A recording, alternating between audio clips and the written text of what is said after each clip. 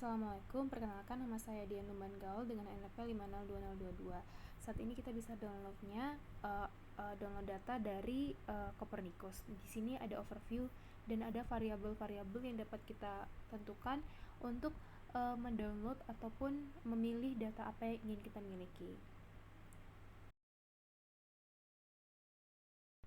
Lalu pada bagian download data kita bisa memilih jenis produk type-nya yaitu reanalysis. Lalu ada banyak variabel-variabel seperti pada overview tadi itu. Dan karena saya butuh data gelombang maka kita bisa memilih bagian ocean waves. Dan saya memilih bagian maximum individual wave height. Dan tahunnya kita dapat tentukan sendiri. Saya sendiri tahun 2023 di bulan April dan selama 1 bulan. Lalu waktunya adalah 1 kali 1 jam. Nah, geographical area-nya ini bisa ditentukan dari Google Maps ataupun Google yang menyediakan dari arah north ataupun east atau south-nya. Lalu kita bisa submit formnya. Pada bagian ini kita dapat mensubmit form dan menjadikan antrian. Nah, form yang tadi kita inginkan itu akan dijadikan antrian dan akan diprogres untuk diberikan datanya. Lalu datanya sudah ada, kita bisa langsung download. Dan tapi dia ketika di-download dia itu masih berupa bukan Excel.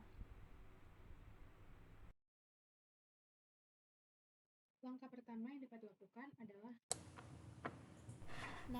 kita bisa convert CNC file yang sudah baru di-download dari Copernicus menggunakan Jupyter. Nah, melalui Ubuntu kita bisa membuat activate si Jupyternya. Di Jupyternya kita tinggal buat ada script. Scriptnya itu sebenarnya saya dapat dari OpenAI. Nah, situ kita bisa langsung copy alamat yang ada muncul di Ubuntu-nya itu, lalu kita buka di Chrome. Nah, di Chrome-nya ini kita bisa nanti buka si Jupyter-nya. Scriptnya si Jupyter ini saya peroleh dari OpenAI.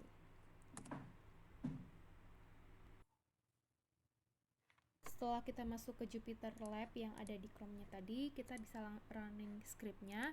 Jangan lupa kita harus mengecek lokasinya ada di mana. Lalu kita tinggal pilih longitude, latitude, dan juga tanggal dan sesuaikan sama si ketinggian gelombang. Lalu running scriptnya dan kita bisa memilih bentuk yang kita inginkan berupa Excel gitu. Jadi kita save jadi CSV file.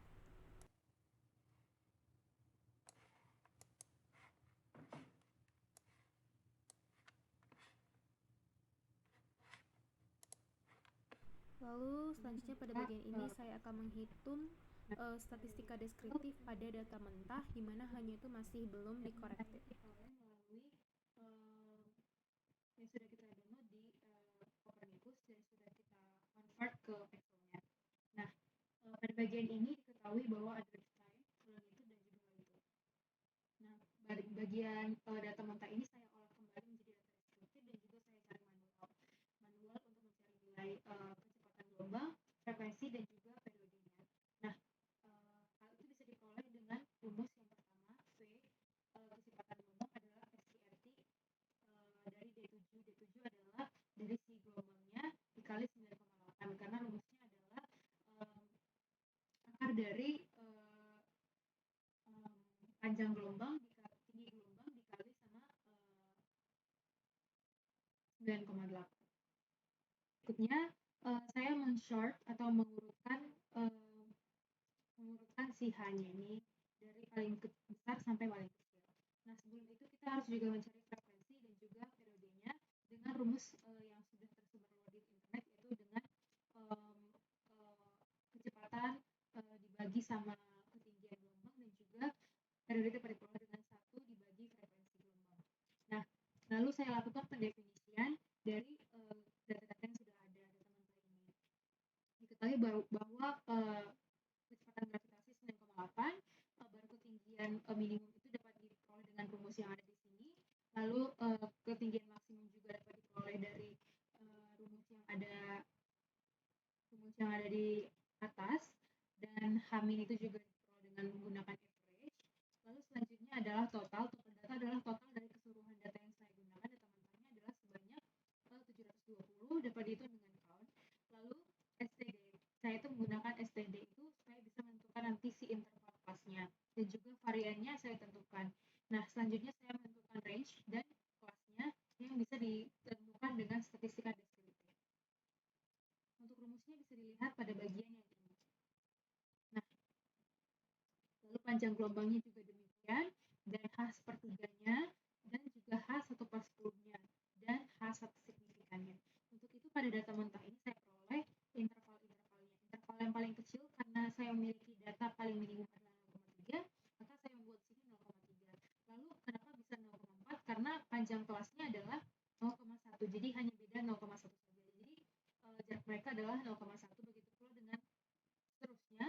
Karena saya memiliki kelas sebanyak 10, maka saya membuat kelas ini adalah 10. Lalu interval kelas dapat diperoleh dengan cara rumus seperti ini, dan frekuensinya itu bisa diperoleh dengan menggunakan rumus frekuensi dari ketinggian gelombang dengan interval yang paling atas, interval yang bagian atasnya. Interval frekuensinya segini, dan sudah membuktikan bahwa 720 frekuensi kemunculan tinggi gelombangnya sama dengan total data mentah yang saya miliki. Dan persenan frekuensinya juga kita peroleh dengan menggunakan rumus S7, atau adalah si frekuensi dikali sama total data dikali sama 100. Lalu berikutnya saya dapat menentukan histogram. Histogram itu bisa diperoleh dengan menggunakan memblok interval kelas dan juga si frekuensi. Lalu kita bisa temukannya dengan melalui insert, lalu recommended chart, ataupun dari sini juga boleh. Itu tinggal masukkan kolomnya atau cluster column. Nah, habis dari situ kita bisa mengatur si ketebalannya ini ataupun pemisah-pemisah mereka di sini garis tepinya. Lalu saya menentukan si poligonnya menggunakan klik kanan. Lalu kita bisa menggunakan select data. Select datanya itu kita bisa add. Add-nya itu adalah series name ini diisi dengan si interval class. Dan juga si series value adalah frekuensinya. Lalu kita bisa oke-kan. Nah, seperti ini nanti datanya. Nah, tapi kan ini contoh. Jadi saya oke. Lalu berikutnya kita bisa menentukan si grafik data-datanya, yaitu grafik dari data mentah dengan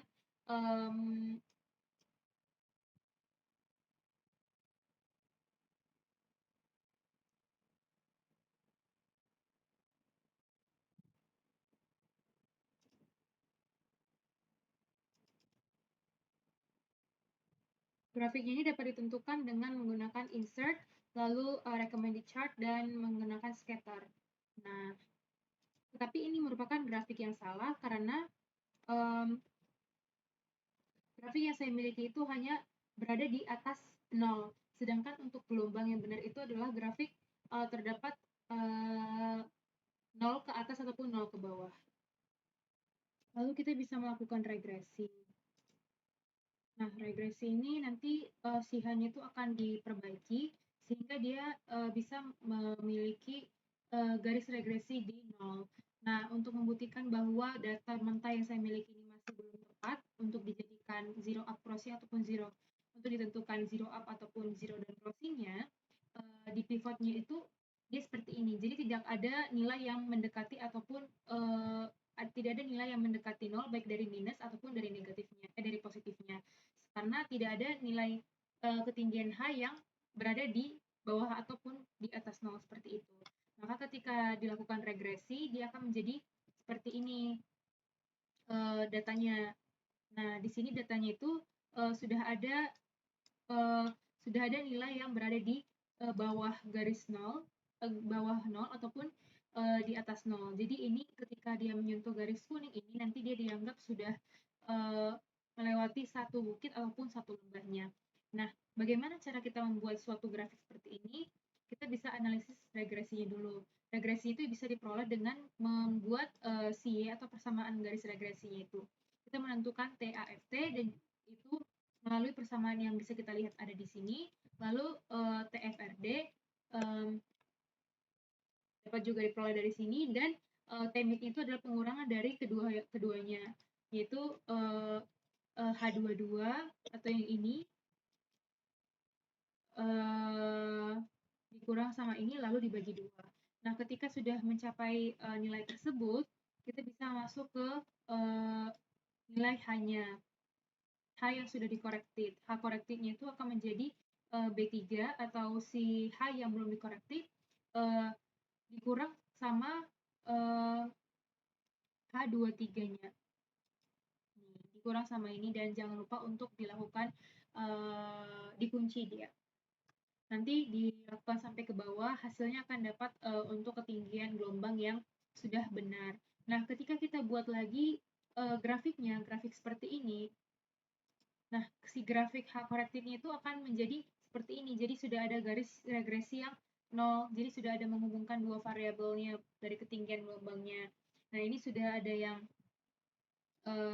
berada di bawah 0 dan juga ada di atas 0-nya. Dan ini adalah garis regresinya, dan ini adalah pergerakan yang biru ini menunjukkan pergerakan gelombangnya. Itu. Dari sini bisa kelihatan. Nah, selanjutnya bagaimana kita menentukan P up crossing, zero up crossing ataupun zero down crossing-nya. Zero up crossing dan zero down crossing bisa diperoleh dengan pivot datanya. Pivot data itu merupakan table dari mari kita buka pivot table analyze-nya, lalu field list-nya. Nah, jadi tabel pivot ini diperoleh dari H yang sudah korektif tadi, lalu indeksnya itu bisa 1 sampai berapapun, lalu T itu adalah time series-nya. Lalu mereka akan dimasukkan ke masing-masing ini, di mana indeks masuk ke kolom, lalu value itu ada time-nya, lalu si row-nya itu berisi ketinggian gelombang. Bagaimana sih menentukan cara analisis secara regresi? Nah, bagaimana kita menentukan siapa yang positif, siapa yang negatif, lalu menentukan T crossing, ketinggian gelombangnya, lalu HATT, periode, amplitude, dan juga wave height-nya. Nah, indeks ini menunjukkan dari data pivot yang sudah diregresi tadi. Jadi ketika positif, ini kan kita menganalisis T crossing-nya. Berarti ketika dia positif itu adalah ketika dia itu gelombangnya itu turun. Turun ini karena dia adalah positif di bawah dan di atas itu adalah negatif.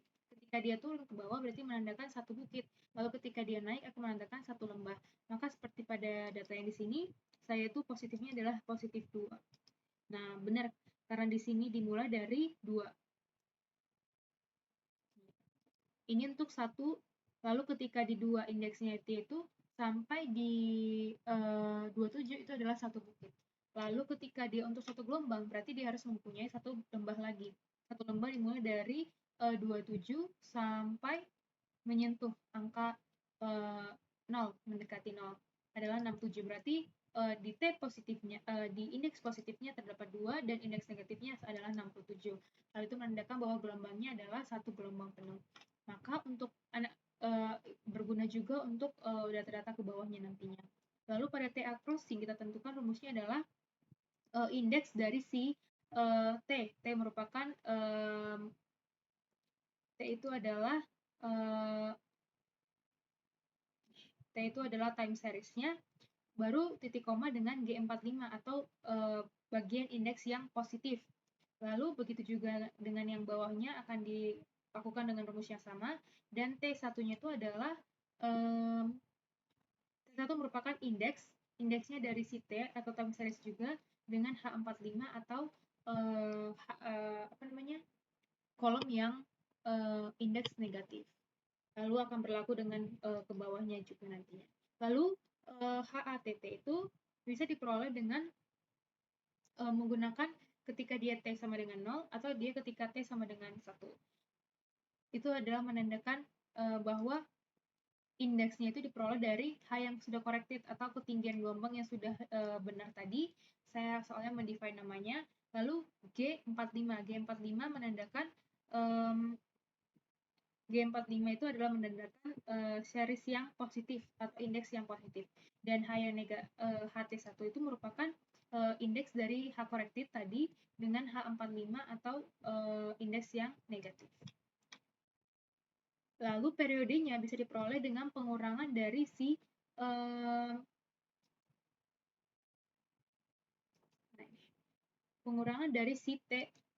T1 dikurang T0-nya dan ke bawah juga. Lalu amplitudenya itu bisa diperoleh dengan maksimum nilai dari indeks dari si H yang sudah benar, lalu I45 merupakan I45 adalah T yang masih positif atau T0, T yang menggunakan indeks positif. Lalu dikali di titik 2 indeks dari H yang sudah korektif, lalu titik koma J45 atau menggunakan T yang minus atau indeks yang minusnya. Lalu hasilnya akan seperti ini. Lalu untuk yang A negatifnya itu menggunakan minus. Jadi tinggal baru mengganti rumusnya aja di sini menggunakan minus. Dan wave height-nya bisa diperoleh dengan itu bisa diperoleh dengan ABS. ABS ini adalah rumus yang memang sudah ada.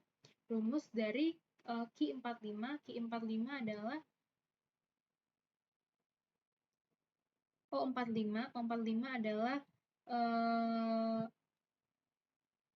A yang minus, amplitude yang minus dikurang sama amplitude yang positif. Nah, bersamaan dengan itu kita bisa mencari juga T-down crossing-nya. T-down crossing itu menggunakan rumus yang sama juga, tapi kita menggunakan rumusnya terbalik. Nah, saya akan menjelaskan bagaimana menentukan si indeks negatif dan indeks positifnya. Melalui pivot data tadi, indeks negatifnya itu adalah berarti dia melalui satu lembah terlebih dahulu, karena dia menggunakan negatif. Berarti ketika satu lembah, di sini kan masih satu bukit. Nah, untuk satu lembah berarti dimulai dari titik yang 27. Nah, ini satu lembah, dia akan satu lembah sampai sini. Lalu dia akan naik. Nah, maka dia akan menjadi satu bukit di 70.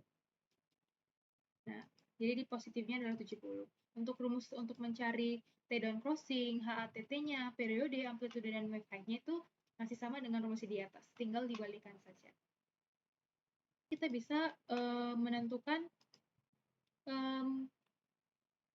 bagaimana kita menentukan PDF-nya atau probability density. Nah, kita tinggal mengcopy saja bagian data-data yang sudah diperoleh dari TF crossing. Nah, data-datanya itu ini. Kita tinggal mengurutkan H-nya saja dari yang paling besar hingga paling kecil dan juga periodenya.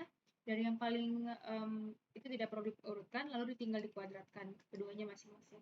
Lalu kita definisikan. Sebenarnya pengerjaannya itu menurut saya sama seperti statistik deskriptif. Cuman untuk menentukan gelombangnya, indeksnya itu adalah yang berbeda. Nah, kita tinggal menentukan N-nya, tinggal di count saja berapa jumlah ketinggian gelombangnya, maksudnya jumlah datanya, lalu H-nya tinggal menggunakan min saja, H-max-nya juga menggunakan max, lalu min-nya adalah rata-rata, dan H1/10 rumusnya adalah sama dengan datanya dibagi sama 10. Nah, ini adalah 0,9. Kita bulatkan ke 1. Ketika dia dibulatkan ke 1, berarti dia menggunakan average si data paling pertama yang sudah diurutkan. Nah, untuk 1/3 berarti dia menggunakan 9 data ini. 9 data dibagi 3. Nah, dia berarti 3 data. Berarti kita untuk menentukan H1/3 adalah rata-rata dari ketinggian gelombang ketiga teratas. Nah, dapatlah segini. Lalu rumusnya adalah tinggal pengurangan, maksudnya SQRT atau square root dari si penjumlahan H yang sudah dikuadratkan. Lalu dibagi dengan jumlah data keseluruhan. Nah, lalu STDF-nya seperti rumus pada umumnya, dan range-nya juga, dan kita bisa menentukan jumlah kelas. Ketika jumlah kelas diperoleh dengan koma, kita bisa membulatkan ke paling besar atau paling kecilnya, dan panjang kelasnya. Panjang kelas bisa dibagi dengan range dibagi jumlah kelasnya. Lalu untuk intervalnya seperti sama caranya dengan membuat interval pada data deskriptif pada data mentah. Lalu kita buat histogramnya, maka dia seperti ini tampilannya.